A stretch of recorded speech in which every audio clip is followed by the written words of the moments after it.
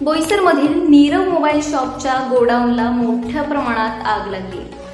सदरची आग विझवण्यासाठी अग्निशमन दलाचे जवान पोहोचले असून ही आग आता आटोक्यात आली। या ठिकाणी या गोडाऊनचे मोठे नुकसान झालंय। ही आग शॉर्ट सर्किटमुळे लागली असल्याचा प्रथमदर्शनी अंदाज वर्तवला जातो।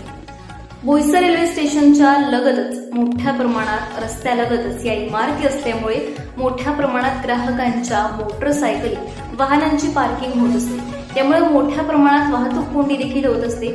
शासनाच्या नियमानुसार वाहनतळ व इतर सुरक्षा यंत्रणा नियम अटी शर्ती न राखता इथला मालक वर्ग शासनाचे नियम धाब्यावर बसवून या इमारती बांधत असते।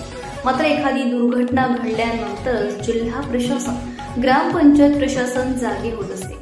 मात्र याचा नाहक त्रास वाहतूक पोलीस शाखेवर व पोलिसांवर नेहमीच याचा परिणाम दिसून येत असतो। त्यामुळे नीरव मोबाईल शॉपच्या गोडाऊनला आग लागली। आता ही आग प्रथमदर्शनी जरी शॉर्ट सर्किटमुळे लागली असली तरी सुद्धा याची सखोल चौकशी होणे काळाची गरज आहे। MIDC अग्निशमन दलाच्या जवानांनी आगीवर नियंत्रण मिळवत ही आग आता विझवली आहे। मात्र बोईसर स्टेशन रोड ते नवापूर नाका दरम्यान अवैधरित्या मोटरसायकल पार्किंग मोठ्या प्रमाणात होत असते। ही पार्किंग वाहतूक कोंडीसाठी नेहमीच डोकेदुखी ठरते।